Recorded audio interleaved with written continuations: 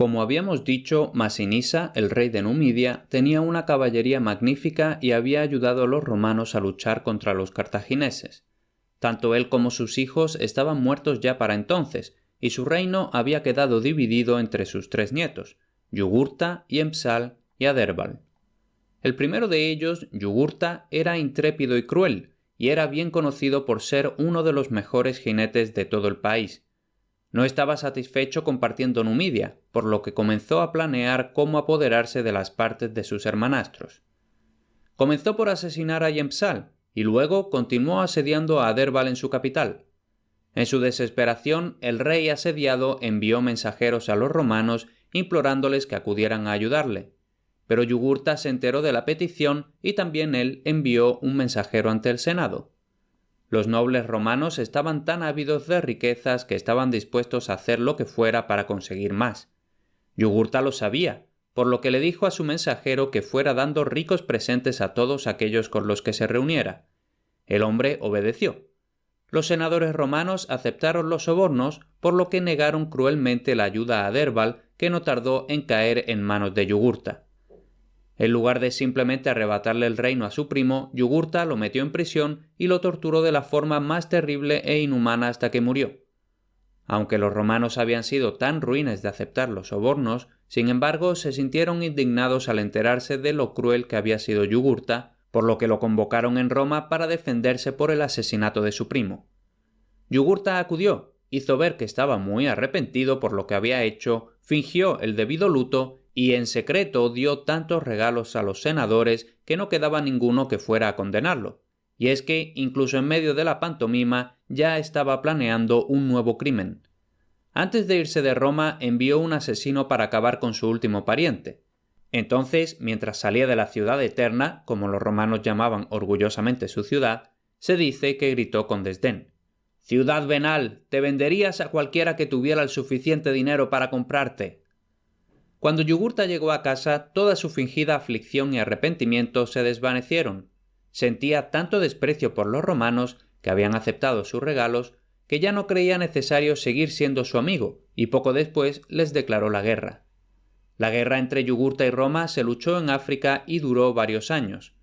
Los romanos sufrieron diversas derrotas antes de que un joven general llamado Mario derrotara finalmente a Yugurta y se apoderara de la última de las fortalezas númidas. Aquel lugar estaba situado en una roca tan alta y escarpada que parecía imposible subir, pero un joven soldado romano descubrió que había muchos agujeritos y grietas pequeñas en los que podía ir metiendo los dedos de los pies si iba descalzo.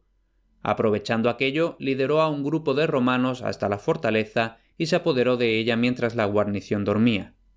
Poco después apresaron a Yugurta y lo llevaron a Roma, donde lo obligaron a marchar ante el carro del vencedor mientras celebraba su triunfo.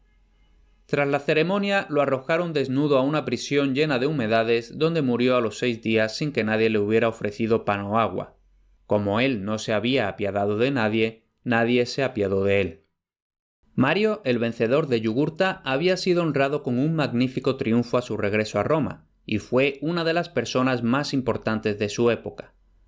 Aunque era hijo de padres pobres, tosco y sin pompa, sin embargo era valiente y resuelto. A fuerza de gran perseverancia había logrado llegar a ser cónsul. Era un hombre muy ambicioso y siempre quería ser el primero en todo, pero había otro hombre en Roma tan ambicioso como él, su lugarteniente Sila. Sila era patricio y se había decidido a derrotar a Mario, por lo que empezó a granjearse tantas amistades como le fue posible. Como Sila también quería ser el primero en Roma, vio con envidia el gran triunfo que le concedieron a Mario, y se sintió encantado cuando una nueva guerra lo mandó lejos de Roma. El peligro que amenazaba a Roma en esta ocasión era una invasión de los bárbaros del norte. No se trataba de los galos, sino pueblos más feroces y terribles conocidos como cimbros y teutones. Estos pueblos emigraron con sus familias y animales. Las mujeres y los niños iban por detrás de los carros, mientras que los hombres, feroces y belicosos, marchaban por delante saqueando, matando y arrasando con cuanto se les pusiera por delante. Los cimbros y los teutones eran originarios de tierras bañadas por el mar Báltico, pero conforme su población iba aumentando, cada vez tenían más problemas para acoger a todos y alimentar a su ganado, por lo que muchos se fueron para asentarse en otros territorios. De esa forma acabaron por llegar a la gran barrera de los Alpes que separaba Italia del resto de Europa. Allí oyeron hablar de la fértil tierra de Italia, su agradable clima y las grandes ciudades llenas de tesoros de todo tipo. Con todo aquello, tomaron la decisión de entrar y tomar posesión de las tierras y el botín. Los galos, ya bastante civilizados y que por entonces ocupaban la provincia ahora conocida como Lombardía, se sintieron aterrorizados al enterarse de la llegada de aquellos bárbaros, por lo que pidieron auxilio a Roma. Los romanos enviaron un ejército para enfrentarse a los cimbros, pero sufrieron una derrota aplastante. Cuando las noticias del fracaso llegaron a Roma, el Senado ordenó a Mario, que había sido elegido cónsul 5 veces, que fuera a detener a los invasores. Mario acudió a marchas forzadas a la Galia y gracias a sus habilidades de general derrotó a los teutones. Luego volvió a Italia, a donde llegó justo a tiempo para detener a los cimbros que iban cruzando los Alpes. Los cimbros esperaban reunirse con los teutones allí, pero se vieron sorprendidos al encontrarse solos contra las legiones romanas. Aun así, pidieron que les entregaran tierras suficientes para ellos mismos y para sus aliados, los teutones, que creían que se les unirían pronto. Mario escuchó sus demandas con tranquilidad y entonces dijo: «Ya les he dado tierras suficientes a tus aliados, cuyos cuerpos yacen en los campos de la Galia, y sus huesos han acabado como varas y verjas para los viñedos». Entonces, viendo que Mario no estaba dispuesto a concederles tierras, excepto la que ocuparan sus tumbas, los feroces cimbros se prepararon para tomarla por la fuerza, y comenzó una terrible batalla que tuvo lugar en el año 101 a.C. Los cimbros, que no estaban acostumbrados al clima del sur, no tardaron en cansarse por el calor, por lo que no pudieron luchar con sus fuerzas habituales. Además, también se habían unido unos a otros con cuerdas, esperando que eso les ayudara a permanecer unidos en la formación, pero de hecho facilitó su derrota y ayudó a los romanos a hacer más prisioneros. Casi toda la tribu de los cimbros murió aquel día terrible, pues las mujeres, tras defenderse ferozmente con sus carros, estrangularon a sus hijos con sus largos cabellos y entonces se colgaron ellas mismas, pues lo veían preferible a caer en manos de los romanos. Incluso los perros que iban con ellos acabaron muertos, pues estaban amaestrados para luchar hasta la muerte. Cuando Mario hubo derrotado tanto a los teutones como a los cimbros, librando así a Roma de un gran peligro, le concedieron otro magnífico triunfo y la gente lo eligió cónsul por 6ª vez. Tal era la admiración que muchos de sus conciudadanos erigieron estatuas en su honor e incluso le ofrecían sacrificios como si fuera un dios. Cuando las guerras en el extranjero terminaron, los romanos se vieron amenazados por un peligro mucho mayor: las guerras en la propia Italia, causadas por el egoísmo y ambición de unas pocas personas que se preocupaban mucho más de sus propios beneficios que del bien de su país. Los romanos eran muy orgullosos y siempre se consideraban mejores que los demás pueblos de Italia. Tenían derechos especiales y solo ellos podían votar u obtener cargos en la República Romana, y por eso, cuando el Senado concedía la ciudadanía romana a un extranjero, se consideraba un honor extraordinario. Como los estados italianos ya formaban parte de la República, sus habitantes deseaban disfrutar de los derechos de los ciudadanos romanos. Mario estaba a favor de conceder estos derechos a algunos de los pueblos italianos, pero Sila estaba en contra y dijo que nadie salvo los patricios romanos debía tenerlos. Así, estos dos prohombres acabaron siendo los líderes de los dos partidos que se hicieron más poderosos. Pero, mientras que la gente creía que Mario y Sila estaban a favor o en contra de unos y otros y que disputaban por el beneficio de los suyos, la realidad era que los dos no paraban de pensar en cómo ganarse el mayor número de amistades para ellos mismos. Sin embargo, no todos los romanos eran ciegos a aquello, y uno, llamado Metelo, se negó abiertamente a obedecer una ley que Mario había conseguido que se aprobara, pero que era negativa para Roma. Para castigar a Metelo por atreverse a oponerse a la ley, Mario lo exilió, pero volvió al poco tiempo y todos lo honraron por haber tenido el coraje de hacer lo que creía correcto, incluso si eso implicaba atraerse la cólera de alguien tan poderoso como Mario. Con el paso del tiempo, la gente fue cansándose de la tiranía de este hombre y lo trataron tan mal que tuvo que marcharse de Roma, enfurecido, y fue a visitar a Mitrídates, un rey de Asia Menor. Pero allí no fue bien recibido por culpa de sus maneras y su insolencia. Para librarse de aquel visitante no deseado, Mitrídates le dio muchos regalos y lo animó a que volviera a Italia.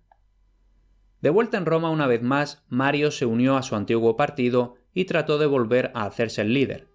Mientras tanto, la cuestión de admitir a todos los estados italianos en la ciudadanía romana había vuelto a salir a la luz y se debatía acaloradamente. Finalmente, los romanos decidieron no conceder los derechos, por lo que los demás italianos se rebelaron contra ellos. La guerra que surgió a raíz de aquello duró un par de años y fue conocida como Guerra Social porque los demás italianos eran llamados en latín socii, es decir, aliados. Los soldados de uno y otro bando se odiaban tanto unos a otros que no mostraban compasión, y se dice que más de 300.000 murieron en aquel breve periodo de tiempo. Muchas ciudades ricas y prósperas se vieron arruinadas antes de que los italianos obtuvieran sus derechos, con lo que finalmente concluyó la guerra. Con los belicosos romanos, el final de una guerra era normalmente la señal del comienzo de otra. Así pues, en cuanto terminó la guerra social, enviaron un ejército contra Mitrídates, el rey oriental más poderoso del momento. Mario había estado preparándose para la guerra y esperaba estar al mando como general, pero, para su gran decepción, el mando se lo dieron a su rival, Sila. Entonces, Mario comenzó a hacer todo lo que estaba en su mano para que mandaran regresar a Sila. Sus esfuerzos no fueron en vano, pues los romanos no tardaron en enviar órdenes a Sila para que volviera a Roma y le dieron el mando del ejército a Mario en su lugar. Cuando los oficiales llegaron para decirle a Sila que debía ceder su puesto, se enfadó tanto que hizo ejecutar a los mensajeros. Entonces, como sus soldados le eran totalmente fieles, todos le pidieron que los llevara de vuelta a Roma para castigar a sus enemigos por ultrajarlo a sus espaldas. Este cambio de planes le vino muy bien a Sila. En lugar de ir a Asia, regresó a Roma, espada en mano, derrotó a Mario y a los suyos, y tras obligarlos a buscar la salvación en la huida, se puso al mando de todos los asuntos públicos. Mario fue declarado enemigo público y perseguido por algunos de los amigos más cercanos de Sila. Aunque tenía 70 años, huyó solo y a pie y logró llegar hasta la costa. Entonces trató de escapar en un barco que encontró allí, pero desafortunadamente el capitán, temiendo el castigo, lo dejó en tierra. El anciano fugitivo se vio obligado a esconderse entre los cenagales y durante un buen tiempo se quedó allí metido hasta la barbilla. Finalmente lo capturaron y cayó en manos del gobernador de Minturnas. Mario, el hombre que había gozado 2 triunfos y había sido 6 veces cónsul de Roma, fue ahora arrojado a una prisión oscura y húmeda.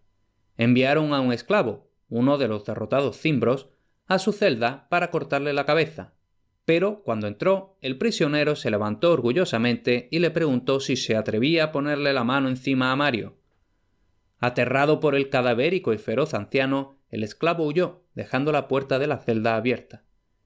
El gobernador, que era muy supersticioso, dijo que estaba claro que los dioses no querían que Mario muriera, por lo que no solo lo liberó, sino que además le ayudó a encontrar un barco para que se fuera a Cartago. Allí, entre las ruinas de la que había sido una poderosa ciudad, el anciano Mario se quedó lamentando su destino. Finalmente volvió a embarcarse para ir en busca de algún otro lugar de refugio, pero en algún momento se enteró de que Cina, uno de sus amigos, había aprovechado la ausencia de Sila en Roma para reunir a los suyos, por lo que decidió volver a Italia de inmediato. Mario no quiso volver a Roma hasta que el aterrorizado Senado abolió su sentencia de destierro, pues el anciano siempre respetaba las leyes para hacer ver a la gente que solo pensaba en el bien de ellos. Por tanto, los ciudadanos romanos fueron convocados para votar al respecto y Mario se encontró con que la mayoría estaba a favor de su regreso.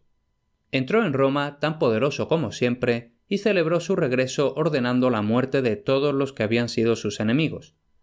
Mario y Cina se nombraron cónsules y una de sus primeras acciones fue abolir todas las leyes de Sila. A continuación, persiguieron a todos sus amigos y llevaron a cabo sus sangrientos planes de venganza matándolos. Sin embargo, para fortuna de los romanos, el anciano murió un mes después de volver a Roma, por lo que su sangrienta carrera terminó. Mientras tanto, las noticias de que Mario había vuelto a Roma llegaron rápido a oídos de Sila, que estaba haciéndole la guerra a Mitrídates en Oriente. Sila esperó a haber obtenido muchas victorias sobre este rey y entonces acordó una paz y regresó a casa lo más rápido posible para castigar a los hombres que habían matado a sus amigos. Era demasiado tarde para atacar a Mario, pues estaba muerto, Pero Sila era tan sanguinario como su antiguo rival, y volvió su cólera contra Cina y el hijo de Mario, que eran los que estaban ahora a la cabeza de su partido. Al enterarse de que Sila había acordado la paz con Mitrídates e iba de camino a casa, Cina envió un ejército para enfrentársele y detenerle. Pero en lugar de luchar contra Sila, los romanos desertaron y se unieron a él, esperando recibir parte del oro que traía de Oriente.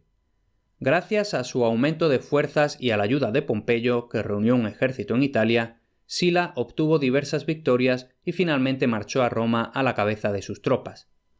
Sus propios soldados mataron a Cina, y cuando Sila entró en Roma tenía 8.000 prisioneros de guerra que habían sido del partido de Mario. En lugar de mostrarse generoso, ordenó en secreto la matanza de todos ellos antes de ir al Senado.